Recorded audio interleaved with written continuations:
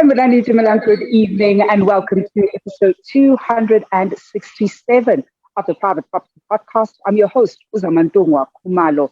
It's a Wednesday edition of the Private Property Podcast, and this evening we're doing things slightly differently. As you can see, I'm in a different location. We've got lights even in front of me, and we're going to be changing things a little bit, and we're going to share with you why we've done things slightly differently on our social media pages. So do watch out for that great announcement that we're quite excited to share with you in due course. Well, talking about social media and what you can find, of course, on our social media platforms, you know that you can find other great shows that we have besides this one. As it is a Wednesday this evening, you can catch the First Time Home Buyers Show with Esther Classen later on at 8 p.m. I was actually with Esther just a moment ago, so you can already see that the team is gathered, the troops are gathering, and we're certainly planning some great things to bring to your screens here at home. And of course, on Thursdays as well as on Tuesdays, you can catch award-winning farmer Umbali Nogo with the Farming Podcast. So if you've got green fingers or want to explore all things agriculture, that is a show that you want to make sure you are tuned into. And every Friday, as well as on Monday, you can catch Chad. And of course, he brings you the Home Shoppers Show. And that's a show that you want to make sure that you tune into, and you want to get a sense of some of the great properties that we have on the Private Property website. And that is, of course, www.privateproperty.co.za. So do make sure that you tune in, you follow us across our social media pages so that you're always in touch with all our offering and, of course, helping you on your property journey. Now, talking about our social media, you can follow myself at Zamantungwa_K on Twitter as well as on Instagram. Now, one of the things I'm excited about this evening's conversation is we've brought somebody back that we're always going to welcome back to the show, and that is Candice Van Wyk, who's a co-founder at Property Fix. She's a property investor herself. And this evening we're going to be exploring what it takes to make a career out of property investment in 2021.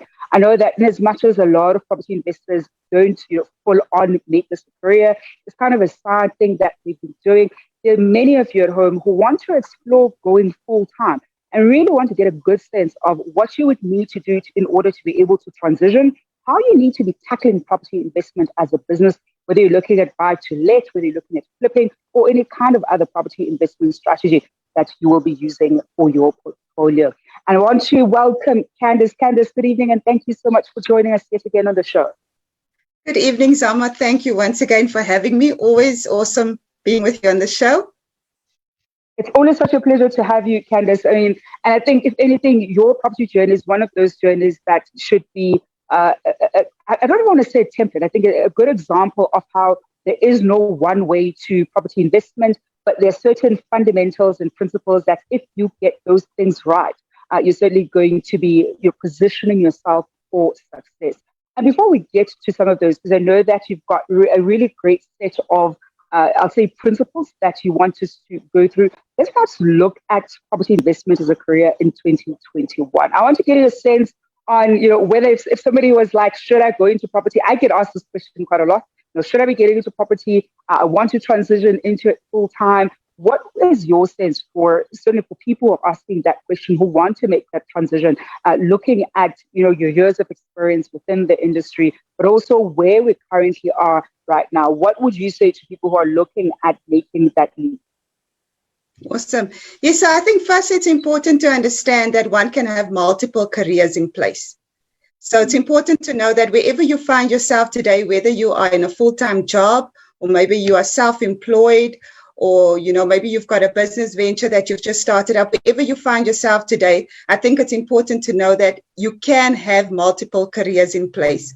Now, as part of my talk for today, one of the things that I just want to unpack a little bit more, because we are talking about how to make property investment a career in 2021, I think it's important to understand firstly what a career is. So what do we mean when we say making property investment a career in 2021?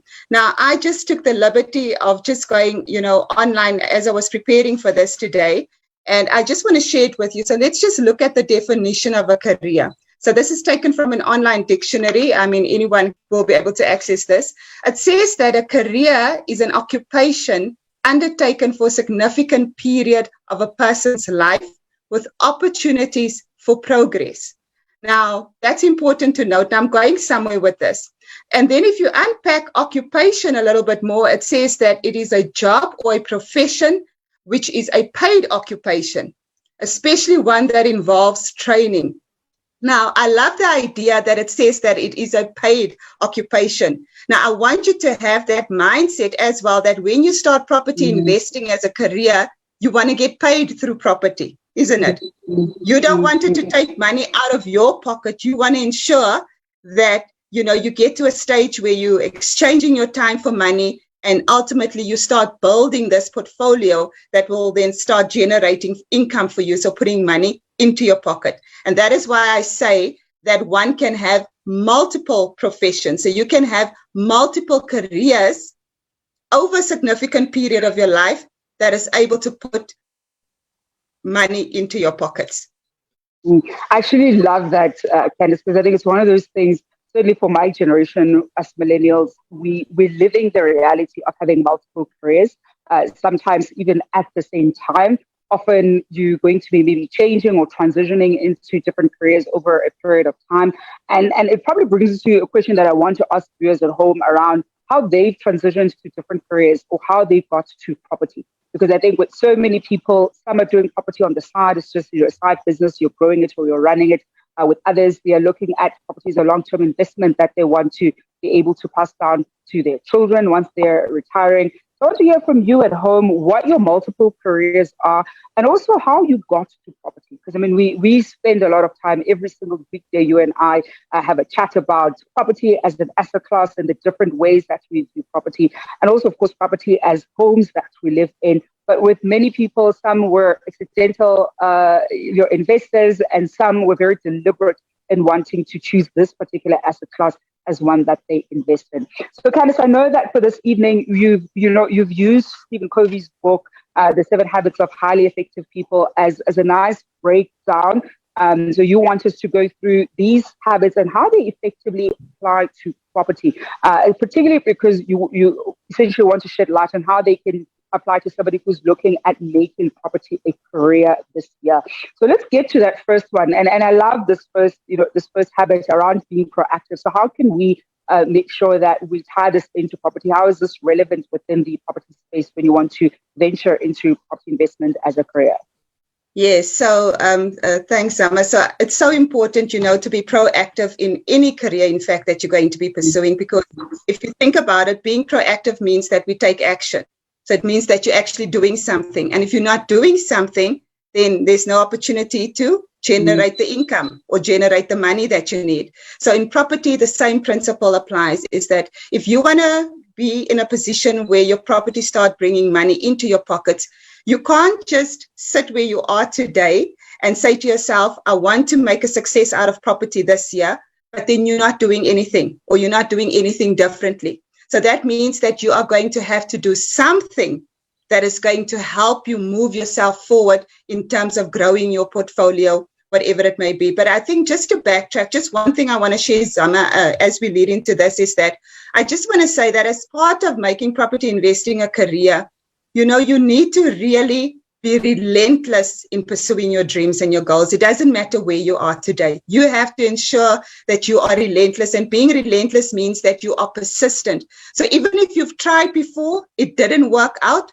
don't give up.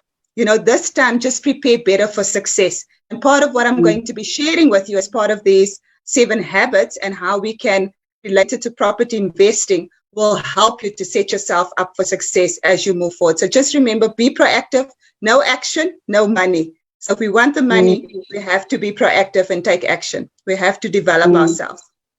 Candice, when you talk about being proactive, it actually reminds me, I think there was something or another, either I was reading something or I was watching something, because I obviously also consume property content from different parts of the world, because I like to get a sense of what's happening in other markets outside of our own. And there was a property investor who's in the US who was talking about just how many properties that they sometimes view, right? That they sometimes would probably view 30, 40, even up to 50 properties before they buy a particular property. Their strategy is buy to let. And so they're in the habit of constantly viewing different properties, understanding what's happening in different neighborhoods, and even those that they are still invested in. And sometimes they're not necessarily viewing to acquire a property, but to get a sense of the various complexes that are in that particular area, or get a sense of the complex that's next door where you are investing. So it gives you a really good sense of what is out there in the market, and at every single point. And I think when I heard that, I actually realized how I tend to not go to view a place when the numbers don't stack up from the get-go. And I think from just watching that, a part of me thought, you know what, sometimes it actually is valuable to still have the viewing, because you might be interested in another property within that space. And so there was even a goal that I set for myself, that I want to be able to view, X number of properties in a month, and make it a habit to view different properties, and not just, run the numbers and say, these numbers don't make sense, next property. Because usually I work the other way around. If the numbers don't stack up from when I'm still in conversation with the estate agent, I simply just do not watch. I don't go and view that property. So I think being proactive, as you're saying, is so important. And it's one of those things that proactivity looks different for different people, but knowing that you're not just sitting back and waiting for some of these great properties to, land on your lap is certainly important. Now, the second habit then, Candice, is beginning with the end in mind. And I know this one can sometimes be such a difficult one for people at home. How do we look at it when it comes to, our property investment, and really using this principle in that regard? Yes. So what I also want to say is, property is a numbers game. So you need to know that you are going to have to work through multiple deals before you really tap into that one great deal. And I'm sure some of you have heard it before, that property is a numbers game. So if you set a goal for yourself to view 20 properties a week or 20 properties a month, whatever your goal is, it's important to know that, it is a numbers game. And I remember this, one trainer said to me some years back, he said that one deal can change your life. So tapping into that one deal can change your life as far as generating healthy income is concerned. Now, when you begin with the end in mind, that's really where it starts. You have to see what your future life looks like. So you have to know what that future looks like. If you can't see the end, if you can't see what your end portfolio looks like, if you can't see what your future life looks like, it's going to be very difficult for you to become successful through property.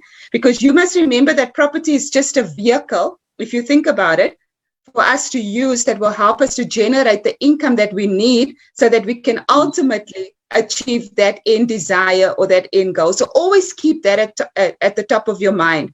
So however you are managing it today, I still work on my dream wall. It is something that I see all the time, every day, every time I walk past it. And I tell you, I'm so motivated every time I see it. It's a way of motivating myself and helping myself to see that end picture all the time. So even though I may not be where I want to be today, that keeps me motivated. So you also need to look at what will your end portfolio look like, and then work yourself backwards from that point, if that makes sense.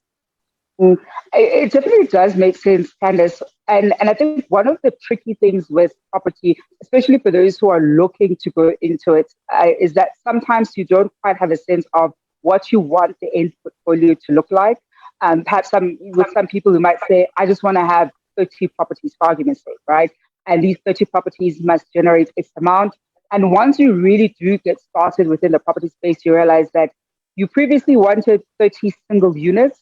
Perhaps now you may want only 10 single units and actually 30 buildings, for instance. So I think even understanding that end in mind may slightly shift in as far as how the portfolio itself will look like. But the bottom line still remains, as you pointed out earlier, Candice, that you want to be making an income. And so sometimes perhaps for you, the end in mind might be when you retire, this is the kind of money you want to be making. And this is where you want your net worth to be at the end, and then working your way backwards into that. So there are different ways to even look at or even understanding having the end in mind where property is concerned. Because I know, Candice, one of the things, I think when I started, I had a number of how many properties I wanted to have by a certain age.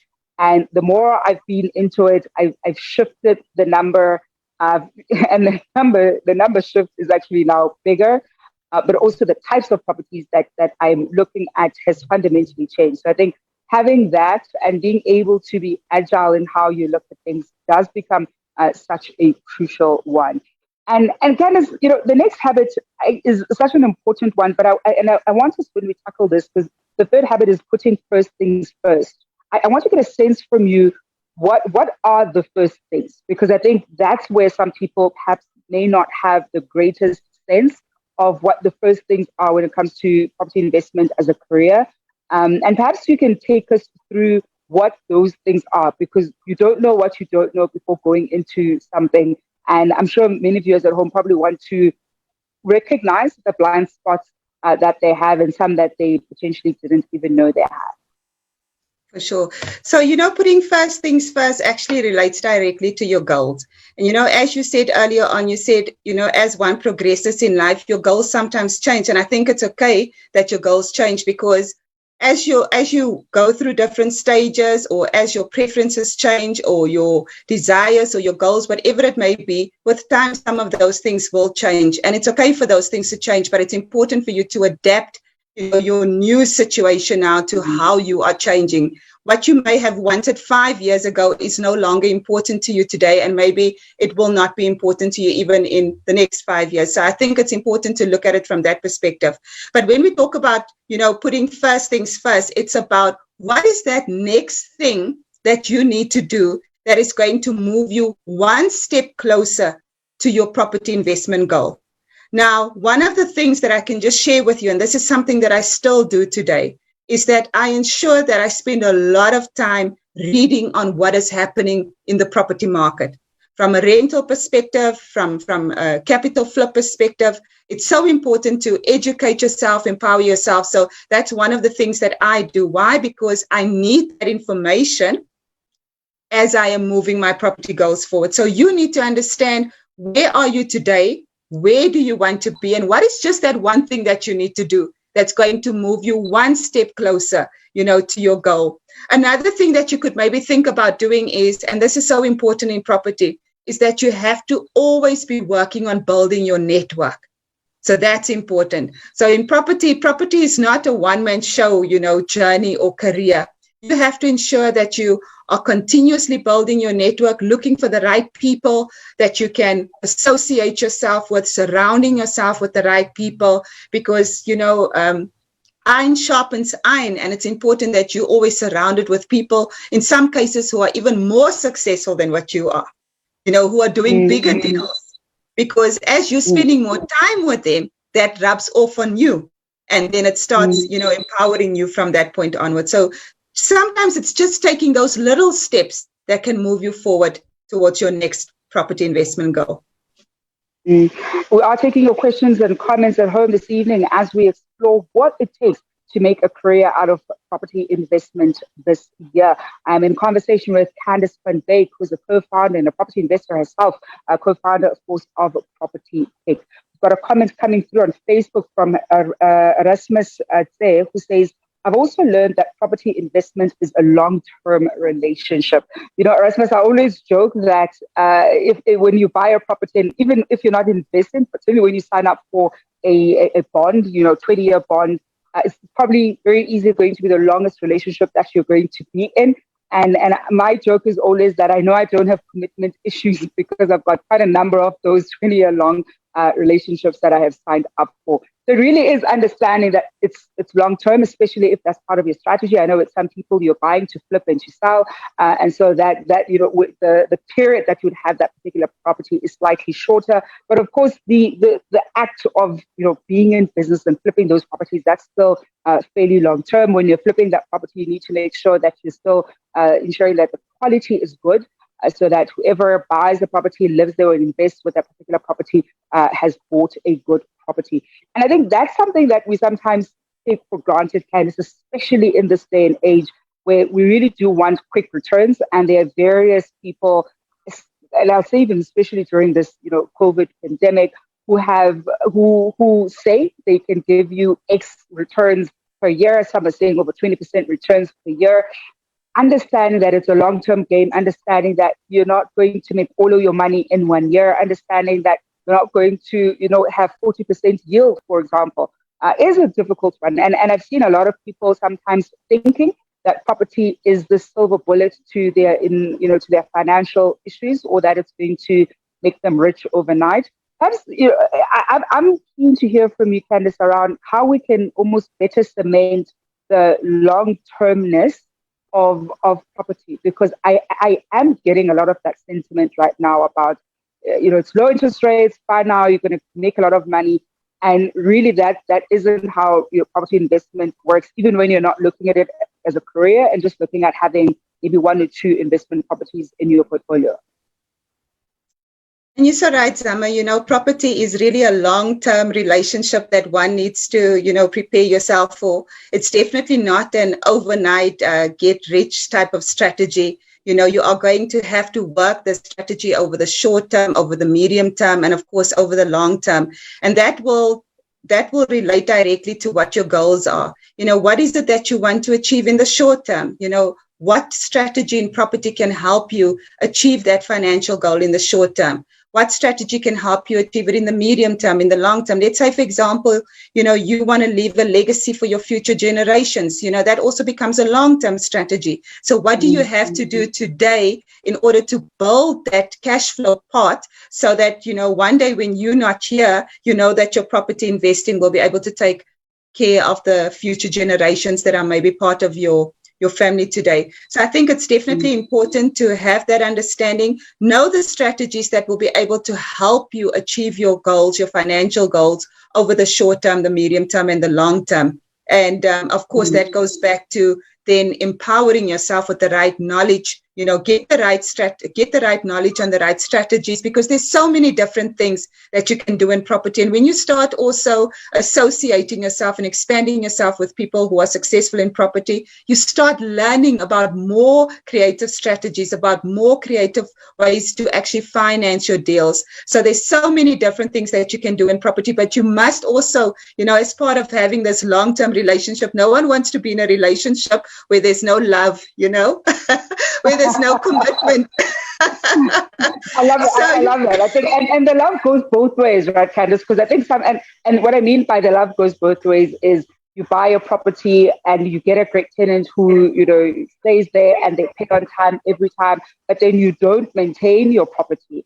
So in as much as you want to buy a property that's going to be great income generating, where you'll also be able to have a surplus, you also need to equally show that property some love by taking care of it and making sure that everything is up to date, pay your rates and taxes, pay your levies or whatever other costs that are associated with it. Now, the next habit, Candice, is seeking to understand. And before we even unpack how that relates to property, I think I want to get a sense from you, what were some of the things when you look back now that you didn't understand when you started, and you're only or over the years have gotten to have a better understanding of them? Because I think this will help viewers at home also just identify things they don't know. Because I think people who've now been in the space, certainly a lot of things that when you were looking from the outside, you didn't really understand. And now you have a better understanding of those particular things. Yeah, so the first thing definitely is cash flow.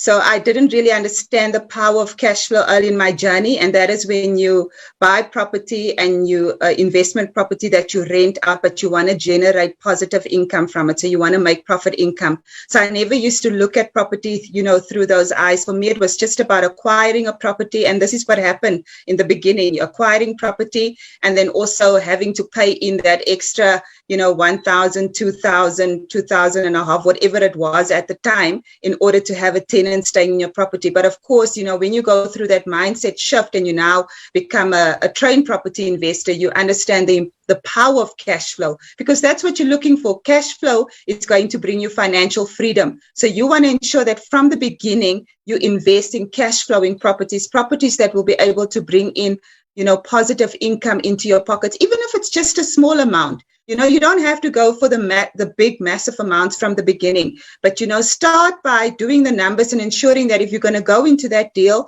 you have taken into account all of the costs, all of the expenses on that particular property.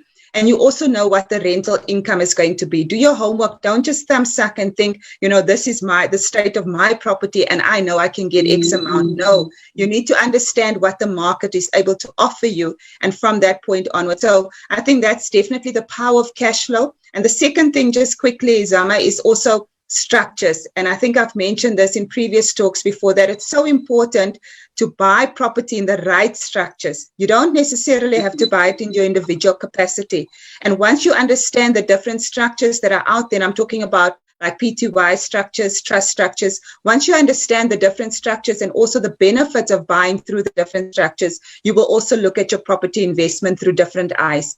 So it's important to understand what the tax implications will be and then make the best decision from that place onwards as well.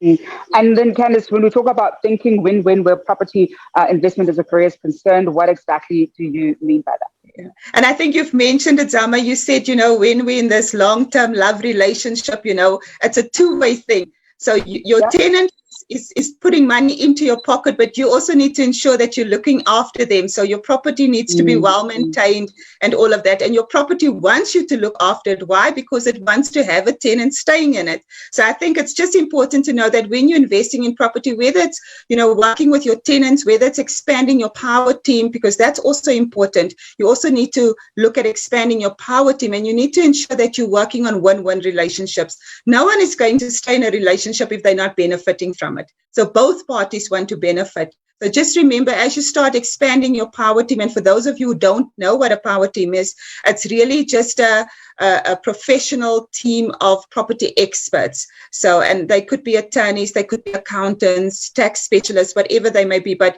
you need to start building that power team. And just remember that it is a win-win. You need to look at it almost like a love relationship, that you're going into. So definitely, look at both parties' benefits there. And I think that flows so greatly with the next point around synergizing. When we look at property investment, what are some of the ways that we need to be on top of when it comes to synergizing, whether it may be with the power team, whether it may even be with other property professionals that we work with?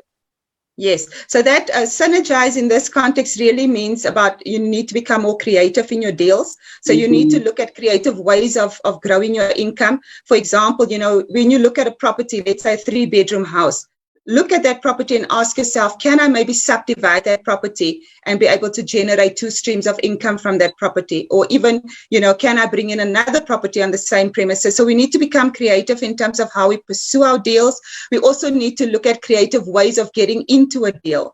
Most of you are just familiar with applying for a home loan, but there are other creative strategies that you also need to consider. So it's about becoming creative as we move our property goals forward. And I think that's really the main point on synergize, is the creativity. And when we look at creativity, Candice, actually even think about how we've covered different topics that have given viewers a sense of how they can potentially be creative in getting into deals or into acquiring a property. Because as you rightfully point out, a lot of people are familiar with only going to a bank to get the home loan.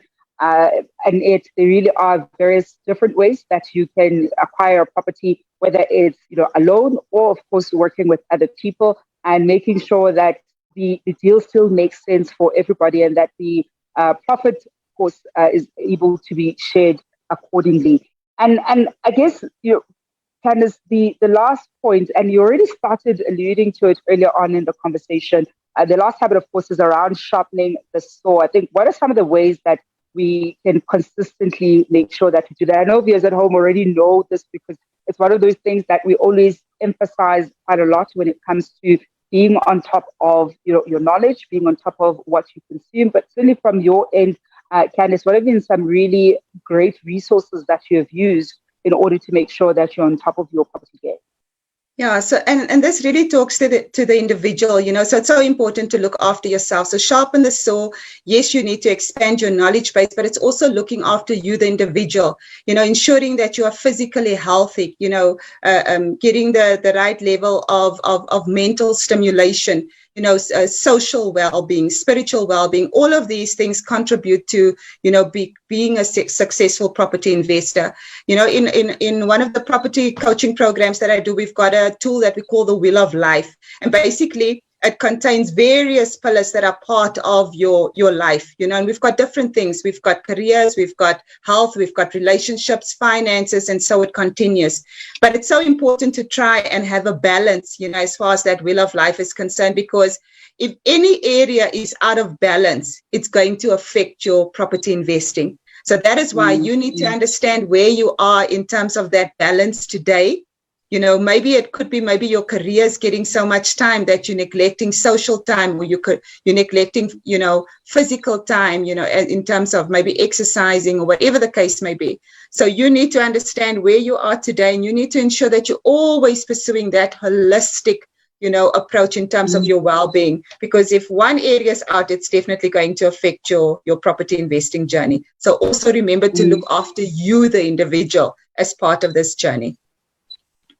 I love that, because, and the reason why I love that so much, Candice, is we tend to not focus on the individual. And this isn't just in property, but I think generally, we're so busy with chasing deadlines, climbing up the corporate ladder, attending to our side hustles or the main business, that we forget to just check in with ourselves to make sure that the center holds and that the center is nourished, whether it is, I typically go on hikes on Sundays to just make sure that I'm centered. I haven't gone on a hike in a few weeks. So that gives you a sense of how I've also been neglecting myself a little bit. And as you so rightfully point out, more often than not, when we neglect ourselves, it has a ripple effect on other areas of our lives, whether it's career, sometimes even family. So it is so important to make sure that the center is taken care of, because that gives us all the tools that we need, or certainly the foundational tools that we're going to need in order to take care of the other areas of our lives. Candice, before I let you go, any final tip for people who are still slightly on the fence around taking a property investment as a career option for certainly this year and going forward? First thing that I want to say to them is that the time is now. Don't put it off any longer. The time is now. The opportunities are out there. So you need to get yourself ready. If you really want to start generating additional income and really start building your property portfolio, and not just for today, but for lasting reasons, financial reasons, to really build your wealth, it's important to take advantage of the opportunities today. And then I just want to say to you is that, as property investors, it doesn't matter where you are on your journey. We don't quit, we keep going, and we never give up. So just continue sharpening that saw, continue growing your knowledge base, expanding your network, building your skills in the area of property investing, and ensuring that you get the right level of knowledge, and you will be able to achieve your goals. Don't give up. Your goals are just around the corner to be achieved. So that's last words from me, Zama. And that's a great place to leave it at, Candice. Thank you so much for joining us this evening. Thank you, Zama. Thank you for having me. Always a pleasure being on the show. Thank you. And that is Candice Van Wyk, who's a co-founder at Property Tech. And that brings us to the end of this evening's edition of the Private Property Podcast with myself, Uzamantungwa Khumalo. Has been great to be with you this evening. It is a Wednesday, so you can look forward to the First Time Home Bar Show with Essie Clarkson at 8 p.m. I'll be back on the screens tomorrow evening at 7 p.m. Until then, hoping you're staying home and staying safe.